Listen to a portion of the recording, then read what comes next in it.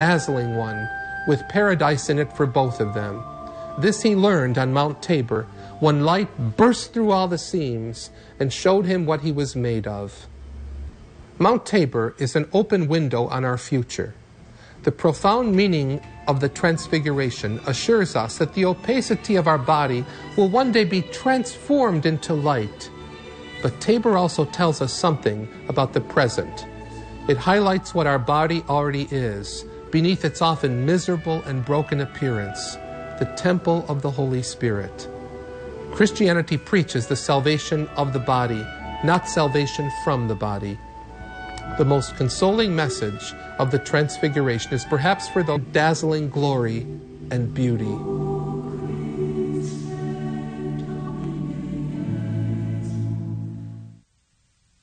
You're going to need me. You're going to need all of us. You're going to need the next generation of leaders to face the challenges the future will bring. And we promise we'll be there when you need us. An old saying that clothes make the man. The Bible, however, tells us to be clothed with humility, because God resists the proud and gives grace to the humble. So how did the fashionable tradition of fancy bonnets and new clothes become associated with the celebration of Easter? Throughout church history, Easter has shown that God is more concerned with what lies within us than what we put on. This truth is illustrated in the Old Testament, when God reveals his choice of a young shepherd boy named David to succeed Saul as the next king of Israel. God knew that to some people, David was an unlikely choice. He responded to his critics by telling them not to look at David's appearance, but to look instead at David's character, because man looks on the outward appearance, but the Lord looks into the heart. The fable writer Aesop said, "Outside show is a poor substitute for inner worth. Today, honor your king and let your beauty shine through in the love you share rather than the clothes you wear." Hi, it's Bishop Reed. Hope you can spend some time with us here on This Is the Day, Friday. Tom Lyman will be with us of the Archdiocese of Boston to share some news about the upcoming 24 Hours for the Lord initiative. And also, Father White's Spread the Word mini messages. One of those will be coming your way as well. So please do join us on Friday's edition of This Is the Day, right here on Catholic TV, America's Catholic Television Network.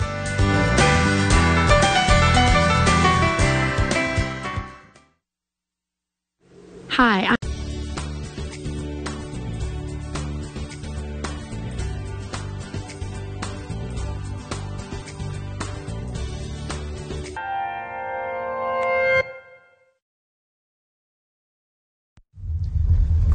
Hi, everyone. I'm Father Reed. Welcome to another episode of House and Home. And today we're going to the house where John and Patty Bettinelli, the Bettinellis, live, and their 6 kids. John and Patty, they met each other back, I think it was in 1986. They were working together, and John was the manager, and Patty was a hard worker, and John ended up asking Patty out, and they dated for a while, and then in 1988, John proposed to Patty, and they got married on Memorial Day weekend in '89. They lived in Sharon for a while, but then they moved here to Canton, which is where we are today. And we're going to go visit them at number 65. This was always the Bettinelli homestead, if you will. I think the Bettinellis have lived in the house since the early 70s. And great family, blessed in many obvious in many obvious ways, but I'm sure we're going to find out a few other ways, too, that they're blessed today when we go and visit them. And as I said, this is House and Home, and you're going to find out now how the Bettinellis have made this house into a home. We're here. Let's go in and meet them.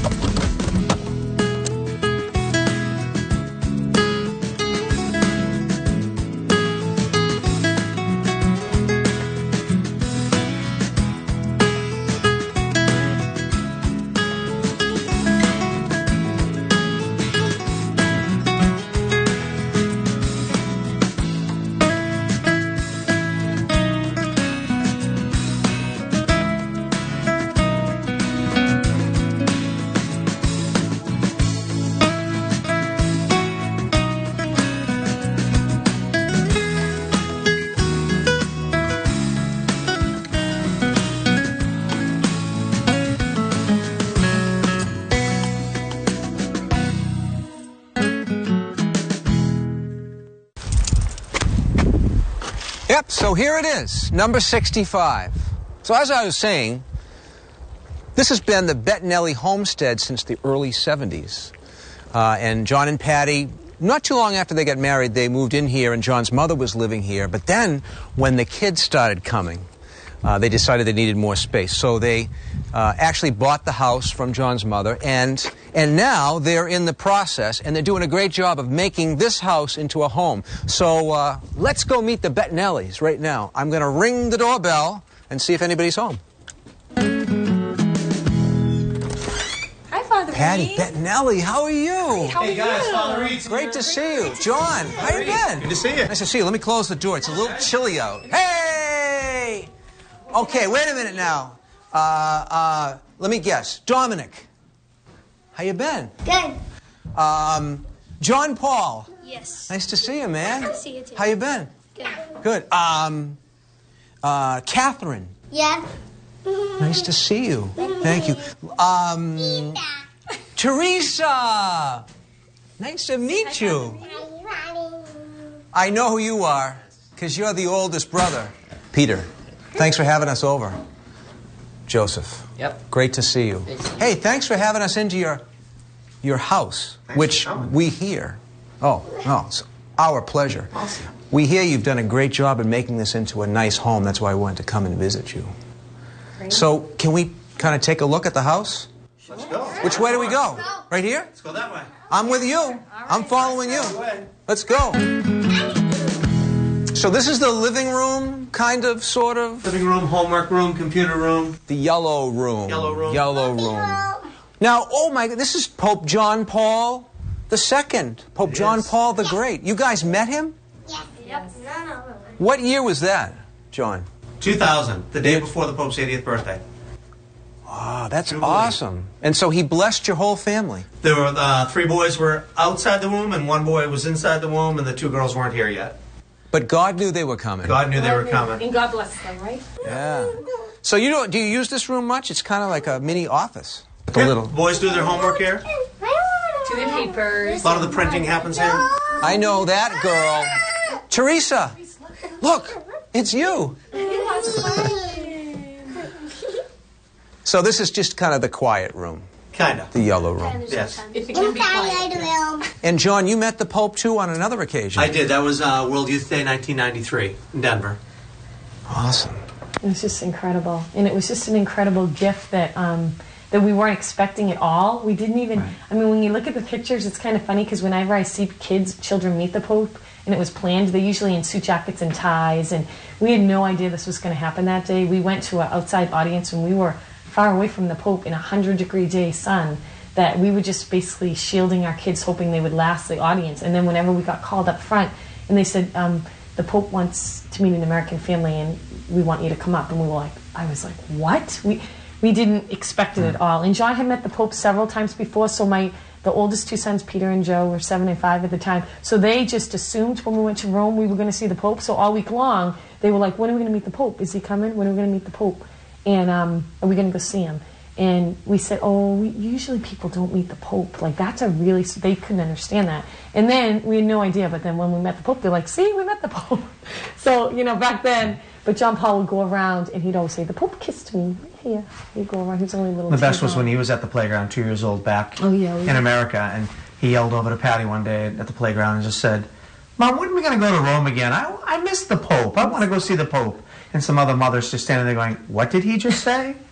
So it became, now he even thinks, you just go to Rome, you meet the Pope. Here's the master room. The master bedroom, yes. There it is. Nice. John, you are really unbelievable. You did a lot of this work, didn't you? All the floors, the walls, the trim, the doors, the windows, yeah. What do you think, Patty? You really scored, huh? I know. Yeah. Really. Now, what's Had a great guy. there's an extra mattress underneath there. What's that for? Well, that's for if we have any sick kids or any kids with bad genes, crying kids. Happens every once in a while. Or dreaming. Once a week or so. Dreaming kids. With 6 of them, it happens. Yeah. The little kids, of course. The 16-year-old doesn't come in anymore. No. Just the 4 younger ones. Yeah. I noticed a familiar picture of the Blessed Mother back here. There's a story behind that, isn't there? There is. It was a prayer group that Patty and I ran for 9 years for young adults at St. Catherine's. And actually, what looks like rays are all the names of the different people that visited over the years. Oh, neat. So every Wednesday night. It was neat. Every Wednesday night at your home parish. Our home parish. St. Catherine of Siena. Yeah. That's why they call you Catherine. Yep, that's right. And over here, I bet this picture is May 27th, Memorial Day weekend, 1989. And the sun came up. And the sun came up? The sun came up. The day that you got married. Yep. It was a rainy day, and then the sun came up. And now it's been 20 years. Can you believe it? 20 years. No, Very it's quick. like a blink. We got married in 1989, and we took about a year to prepare. The wedding reception was great. It was really a lot of fun, but the Mass really was the center. And the people who went back then said, like, wow. I mean, people who hadn't been to Mass in a long time. We were college-age kind of kids back then, and a lot of people said, wow, that was a really cool Mass, because it was like a lot of people were singing, and, would you say that? Yeah, we basically said to the priest, we want to do everything we can do. Incense, whatever. You tell us what we can do to make this the fullest, experience of the sacrament. Yeah. And that was really our focus. And then the reception just became a party. It really was just a simple party we threw together. It was great. It was a fun celebration. A lot of balloons. So the wedding, the marriage itself. You know what this reminds me of is the fact that you have had every one of your 6 children baptized. That's right. And that makes all the difference, doesn't it? Absolutely. Yep. Grace. Because I know your goal as parents is to get all of you to heaven. That's it. And it all starts That's right. right there. That's right. Absolutely. Well, thanks. Naughty Pine. Nice room. Wow, guys, I feel like I'm going on a camping trip. This is like being out in the great outdoors. Yeah. Nice room. So you guys hang out in here? Pretty much. Now, Yeah. I got to ask you, do you get along? Yeah, kind of different. Like now, it's like wicked awesome clean, but usually it's not used usually. to be Peter, little Miss Joe. Yeah. So which side would be the neatest, Joe? Be honest. I'd have to say the left side. The left side. That would be your side, of course. No offense, but Yeah, I know. wow, nice room. Now, who actually set this up like this? Did you get to choose the decor, if you will? Yeah, pretty much. Yeah, that was like because we used to live with all of our 4 other brothers in one room. Oh, okay. And we came down here. And he's like, "What kind?" And we said Naughty Pine. So Very nice. And the hats. yeah. Here, try it on. I got to see you in this. Hey, howdy, Tex. Here, how you doing, partner? Not bad. Now, is this Joe's? All the way around. That's Yeah. Peter's, yeah. Okay, you got them both. Oh, yeah. Nice deal. Wow. Nice headquarters. I really like it. Well, thanks for letting us visit your, and thanks for cleaning up. Yeah. Here's our Oh, girls' nice. room. What a pretty room. I love the colors. It's pink and, what is that, like purple, kind of lavender. Whose little bed is this? Mine. Teresa. And obviously, the bigger bed is your older sister, Catherine. Now, I like this. This is a picture. Who is this here? Holy. The Holy Family. Jesus, Mary, and Joseph. Kind of like the Bettinelli family. You're a Holy Family too, aren't you? Mm-hmm. Wow, this is a beautiful room. You got the horse in the corner. And I noticed when I walked in, there's some holy water. Why is that there? Because when we right after we the first thing we do is to bless ourselves before we go to bed. Yeah. Wow, that's a great thing to do. And we blow kisses to who do we blow a kiss to? Get my saint. To your saint. Who's your saint? Saint Teresa. St. Teresa, and then I noticed behind the door here is a picture of who? Saint Catherine. St. Catherine of Siena. Siena. Who's That's like your name, saint. you're Right, named Catherine. after St. Catherine of Siena. Nice room, girls. Thank you for letting us stop in and check it out. Who plays the piano? That's Teresa's, and sometimes I. I'm going to turn it on, Teresa, and play a little something? Play us a little tune. Oh, it goes by itself. That's always helpful. I need that too, because I wouldn't know what to do. Well, thank you. Now, what's next? This looks like Fenway Park over here.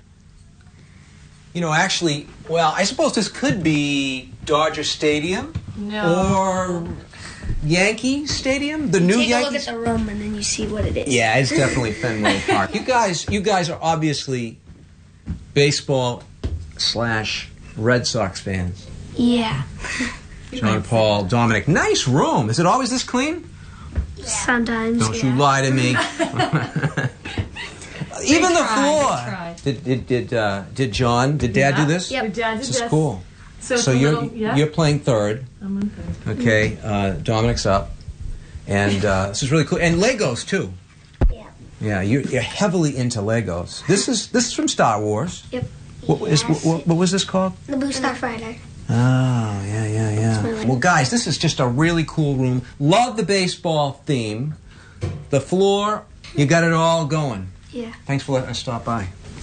You're welcome. You're welcome. Dominic, give you your Legos. Thank you. Their personalities are so different. It's been amazing because somebody once told us a long time ago that by the time they're 2, their personality's pretty much there. And with each of them, it's been that way. It's been amazing to watch. And it really is, it's Grace. They're typical teenagers and preteens, and they're normal kids, and we have normal 3-year-olds. We get upset like any other parent would, and we have the normal struggles any parent would. But it really has been prayer in our life. The fact that they know that we're both trying to live this life of being a Catholic, and they watch us seek that out. And they're the constant eyes that are challenging us. If this is what we're going to say we believe in, then are we living it? Because they'll call you on it real quickly. And they do. If we stumble along and are not walking the talk, then and they call us. So it's by walking the talk and by living it, they pick up on that. And I think there's a sense of security and joy.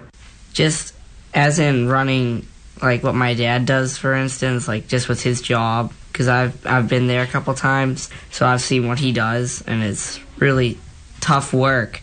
And I think that's amazing that he can do that all and still run a great family. And with my mom too, which is a big thing, because my mom can still stay at home with us and still take care of us, but she can still go out and work another job. So I think that's great. They're just really supportive in what I do. They're just like some of the best parents that anyone could have. But for the rest of the family, yeah, it's like we're all together like most of the time at home, so it's like you have to kind of reconcile your differences, because if you don't, it's gonna be like a tough life. So can't really like stay mad at someone too long, especially like me and him. It's like we're right there, so it's kind of like you hold a grudge. It's kind of tough because I need a pencil, Joe. Oh, it's kind of like, yeah. And here's our family room, Father Reed. Wow, it's big. I like this. Spacious Well, is the word. kids, you need it to be big. Yeah, you gotta have room. So you guys just hang out in here? Yeah. A lot of people come over in the summertime. It's a great room to gather in. And Yeah, we spend about 90% of our time here. This is our favorite room. You gotta have a family room. Yeah. So this is kind of like almost like the heart. Yeah. The heart of the home. Yes. Yeah. You watch TV in here, and now I bet you say family prayers in here too. Do you have like a routine as a family? Yeah, we say the rosary every night after supper, either earlier or later. Anything else? Well, sometimes after the rosary we say a novena. Okay, very good. And like special intentions, Peter? Yeah, like from anything. Like if Joe has like a big test tomorrow, I have football, Dad has work, anything. So. Yeah. You can just kind of together, bring it, put it before God. And, oh, that's really neat. That's really great. Beautiful family room. I love it. And what's through this hole right here? That's the kitchen. You know what that makes me think of? Food. Food. My question is, what's for supper? what's for supper, guys? Risotto. Risotto. Yeah. That's rice. Italian rice. Italian rice. Yeah, with wine. Oh, vitello. Oh, vitello bettinello. I'd say that. Yeah. Anything else? Salad. Salad. Insalata mista. I love it. Any dessert, Tommy? Cake. Cake. Ooh, okay. I love it. Let's go. Let's eat it. Let's make it and eat it. Here we go. Let's go. Finally, food. Oh, hey, bud. Where are you headed? Just gonna hang out. With Gary and Todd? Yeah? I've been meaning to ask you, is there any drinking going on in this crowd? No? If any of your buddies ever pressure you to take a drink, just tell them you promised your dad you wouldn't. I'd do anything to keep you safe. Okay, I will. I hope this is working. I promise. Love you too, Dad. They really do hear you. For tips on what to say, visit underagedrinking.samhsa.gov. Hi, everyone. I'm Kevin Nelson. On this month's Encounter, we'll be speaking with Catherine Jean Lopez, syndicated columnist and editor-at-large of National Review. We'll also hear inspiring words from Pope Francis as we move through our Lenten journey.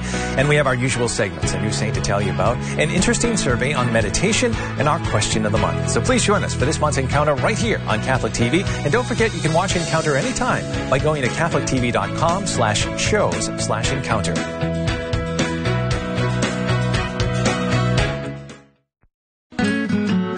So you get a little onion here. A little onion here. I can tell. That'll break down. What's that for? That's for the risotto. It starts with the onion and the butter.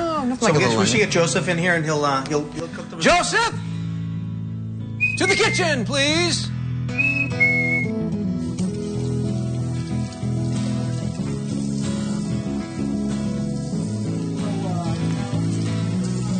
Butter. We were just discussing that, butter, probably isn't that good for you in large quantities, but this half a stick of butter is going to be divided up among, let's say, 6, 7, 8, 9 people. So that's not bad, right? No.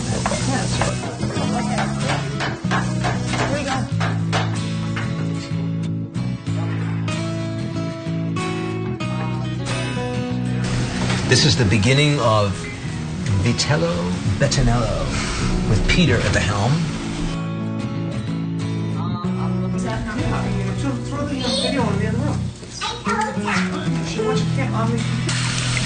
I don't think I've ever had anything quite this good looking. Not well, yeah. But all those kitchens you probably didn't spend time in when you were in Rome.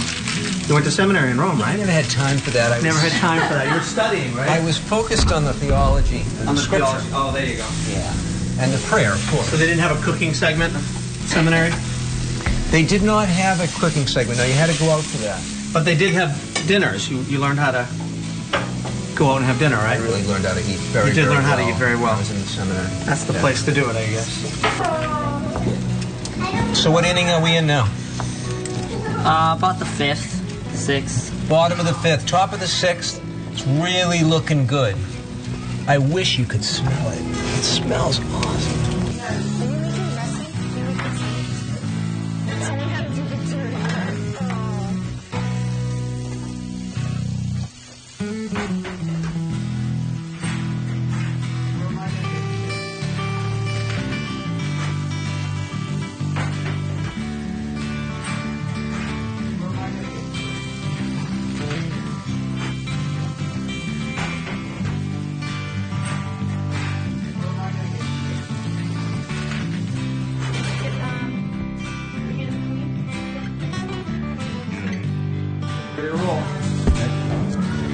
Down this end.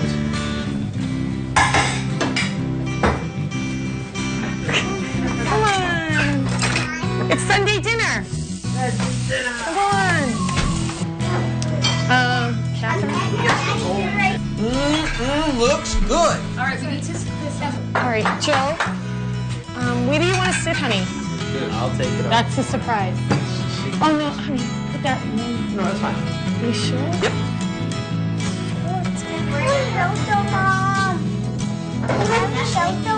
What to do?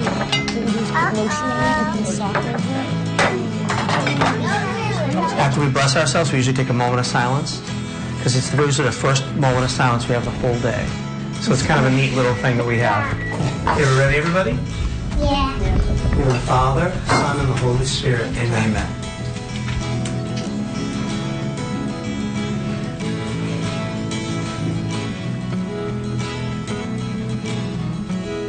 God, our loving Father, we thank you for all this food that you have placed before us and all the skill that it took to make it look so beautiful and taste so good. We ask you to bless this wonderful house that the Bettinellis have made into a home. Help them to continue to grow together in the great adventure of life, and bring them one day to their dream of being with you forever in the kingdom of heaven. Bless this food and the Bettinelli family in the name of the Father, the Son, and the Holy Spirit. Amen. Amen. Let's eat!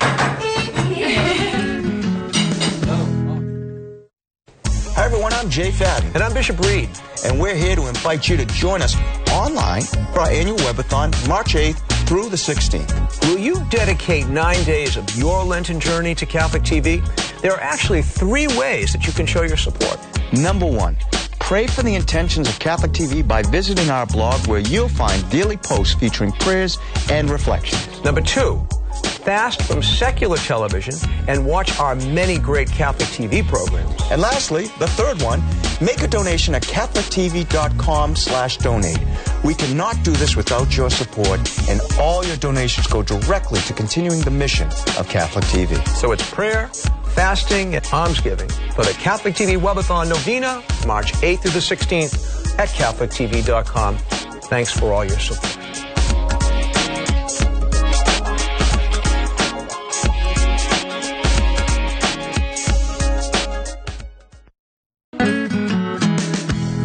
Well, I gotta go. This has been so much fun. Thanks, man.